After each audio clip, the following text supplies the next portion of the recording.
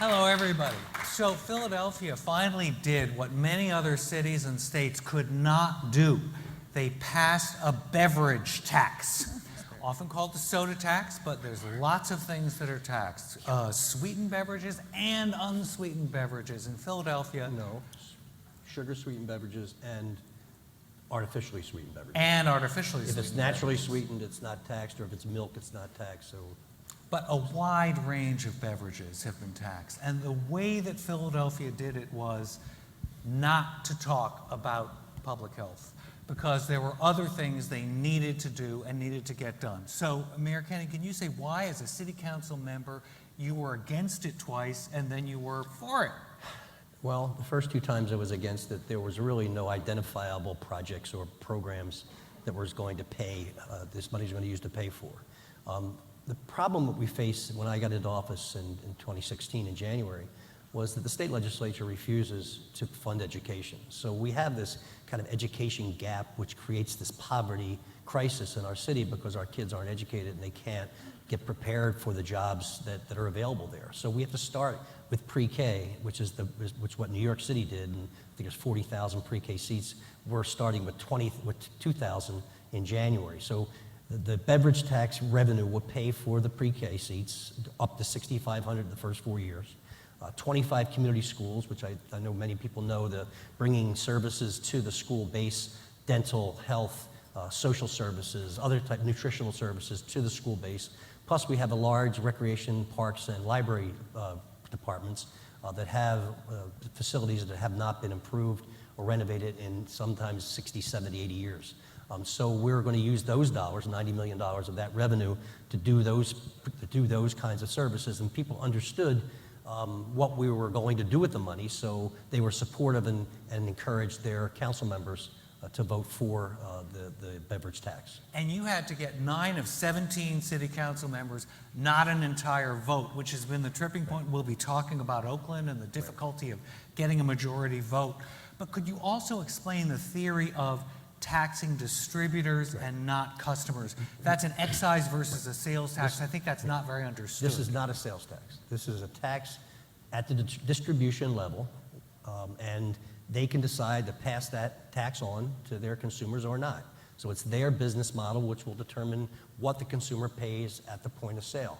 It's not collected at the point of sale, it's collected at the distribution level.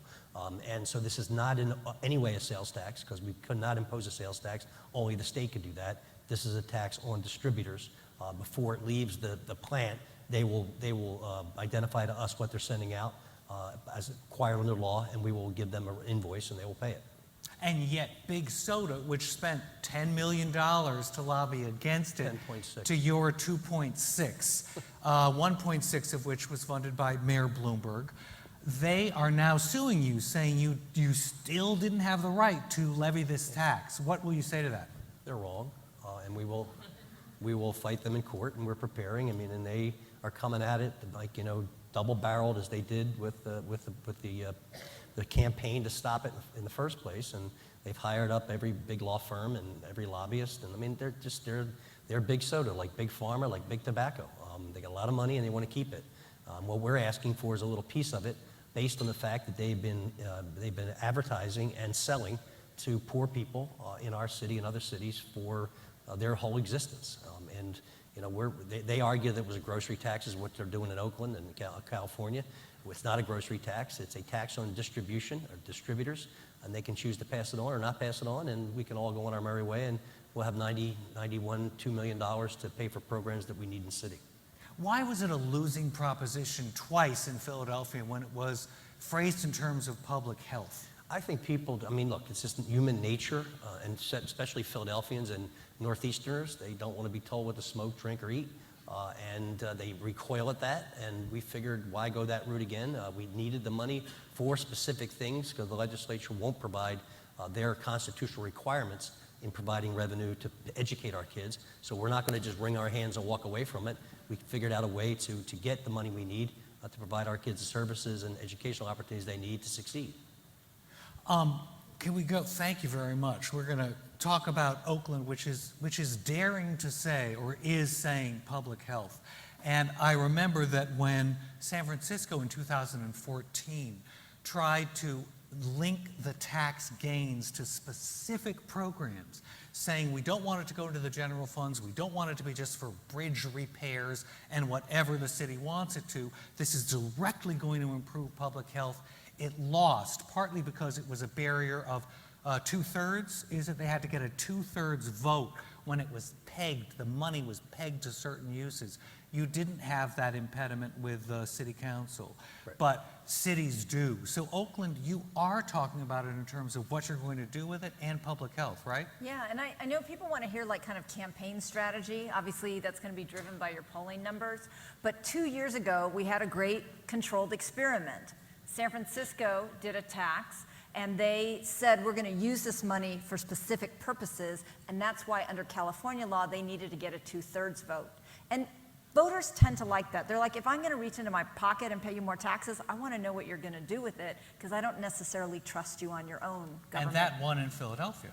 Well, we didn't have a referendum either. We had 9 votes. Yeah. But in Berkeley, California, they put the same tax on their ballot and recognized that it was a public health issue, but said, we're just going to put this money in the public fund, the general fund, and you've got to trust us, voters, to spend it properly. But because they did that, they only needed a 50% threshold. Now, in both cities, they got over 50%, but San Francisco didn't make it over the 2/3 threshold. Theirs lost, but Berkeley's passed. And what have we seen since Berkeley's soda tax passed? We have seen a 21% reduction in the consumption of sugary beverages in low-income communities in Berkeley, and a 63% increase in the consumption of healthy beverages like water. So I say that's working, and that's what the model that we're following in Oakland, and now San Francisco is trying a second time using that Berkeley-style ballot measure. And your goals, Mayor Kenney, are not so much to be able to demonstrate public health improvements. That will be really nice if it happens. But to say, I came in promising pre-K education, and this is what I'm delivering. Public health improvements will happen.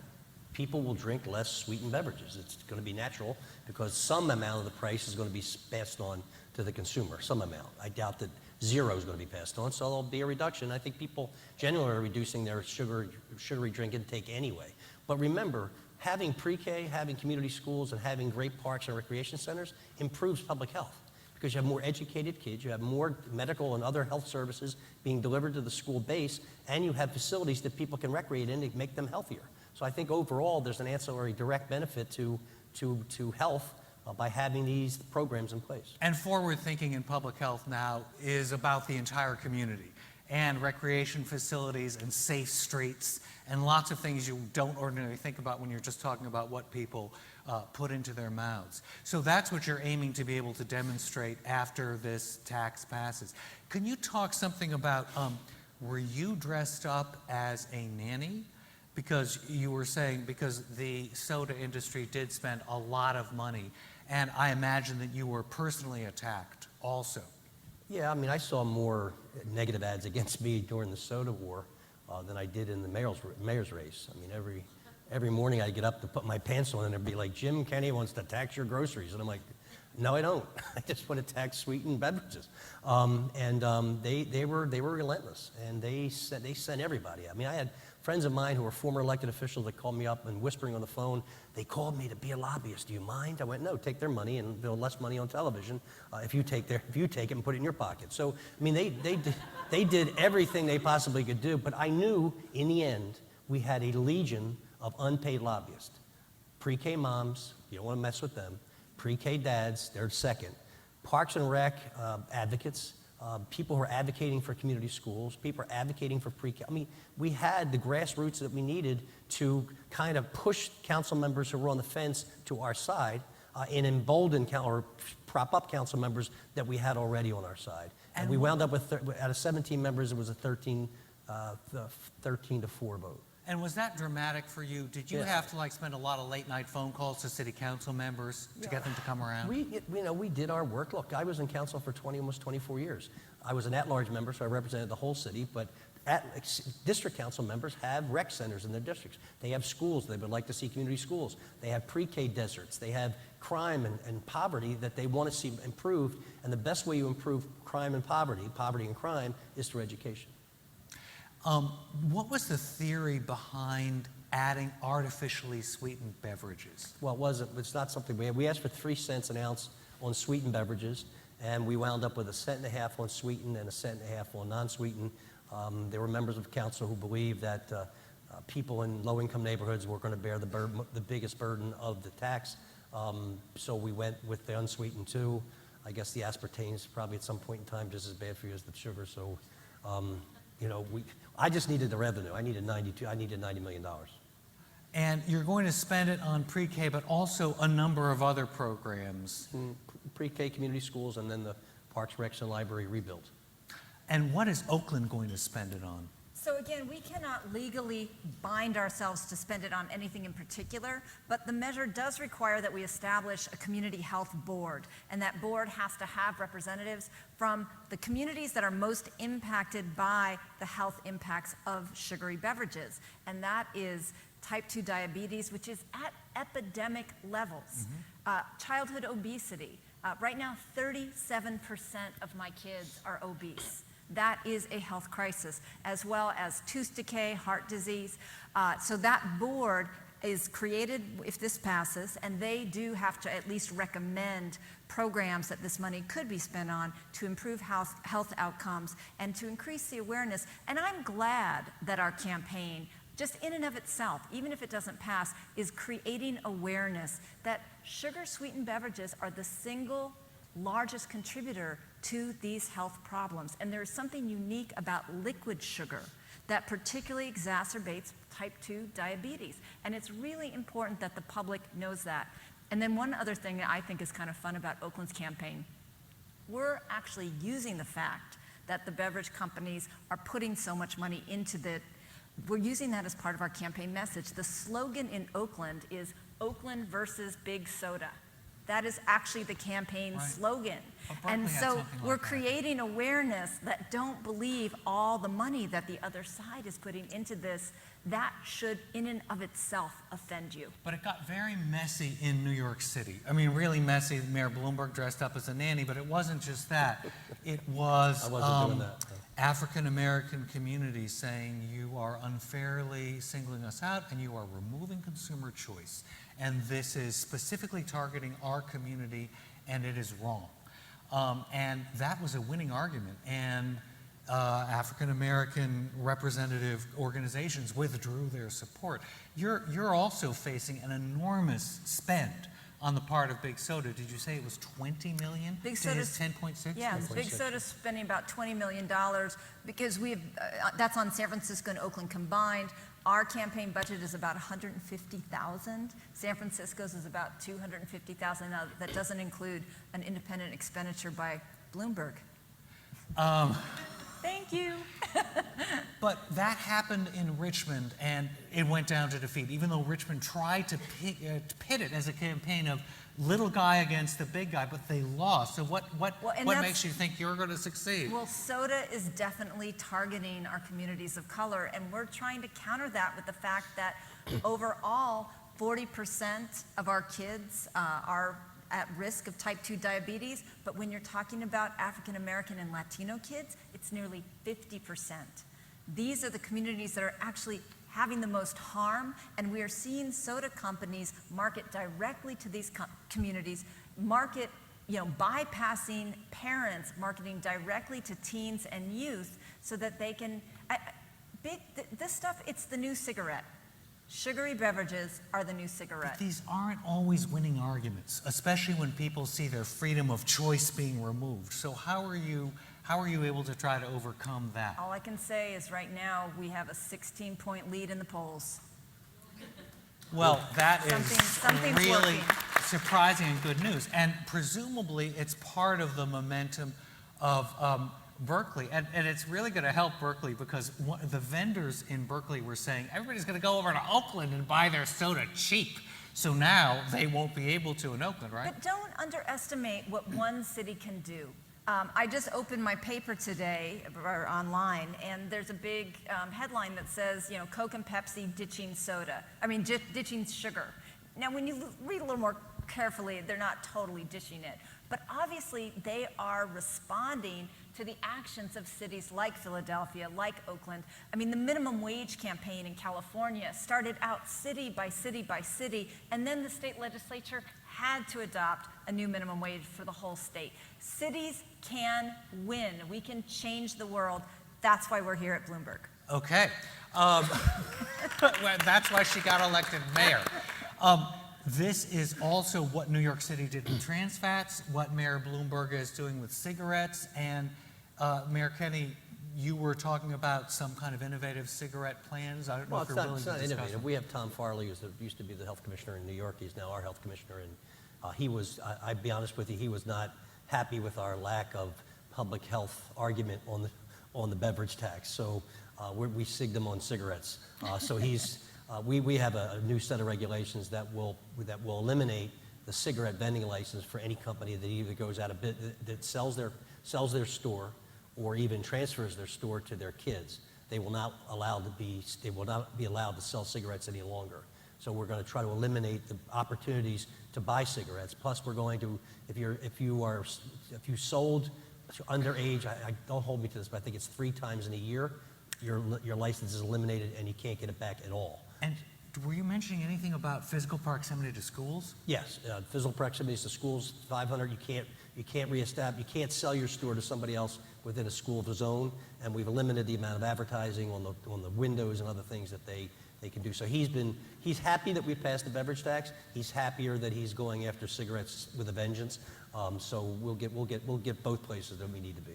The next dream of most people who are trying to combat fast food's inroads to schools is not only to have gotten them out of the schools, but to try to get them out of the surrounding districts. So the fact that you're taking this approach with cigarettes, maybe fast food vendors can follow.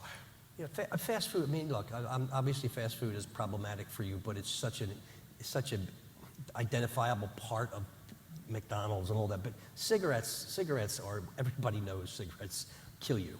So really to eliminate that up, and they're selling in our city. These guys sell loosies. They sell 1 or 2 cigarettes out of a pack to kids or to adults even in poor neighborhoods. So we're hoping over the course of 4 to 8 years to reducing the number of vendors in the city, especially around schools. Was that everybody knows idea part of why you were comfortable de-emphasizing public health in getting the soda tax passed? Honestly, look, as I said earlier, there's beverage tax. Beverage tax. Thank you. There's going to be there's definitely going to be health benefits to the upholding of the beverage tax. But I didn't do it for that reason. The reason we did it is because I need kids educated in pre-K. I need community schools that take care of those health problems, and I need an infrastructure rebuild that will also not only rebuild the physical facilities, but allow entrance into the construction trades and other things that traditionally minority kids have been shut out of. So there's an opportunity now for job development through this program, and we're going to have strict regulations on minority participation in the construction trades when it comes to the rebuild of these facilities. And it's good. I mean, these things all go together. We did a recent focus group, and we were surprised that a lot of teachers identified tooth pain as one of the reasons that their students were not able to pay attention in class and actually get educated. And so health and educational opportunities really go hand in hand. I know that we're really working on actually doing urban farming at our schools and teaching kids about healthy choices and actually making those foods more available at their schools themselves. That's part of the whole holistic approach. Well, we've got 2 different strategies. You're risking being accused of being a nanny. You know, we know what's better for you, we know what's bad for you, and look how bad this is for the kids. But we're bringing it to our voters, right? Yeah. I mean, and I just want to say my city council unanimously voted to place this on the ballot. So that was not, the political will was not the question, but we do need to sell it. We are not nannies because we're inviting the people to have the final say. And we will see what they'll do. And Philadelphia had the winning strategy. First, 9 members. So the Philadelphia Inquirer divided how much money Big Soda spent of that 10.6 million per city council member to get those votes. I really feel bad for them, yes.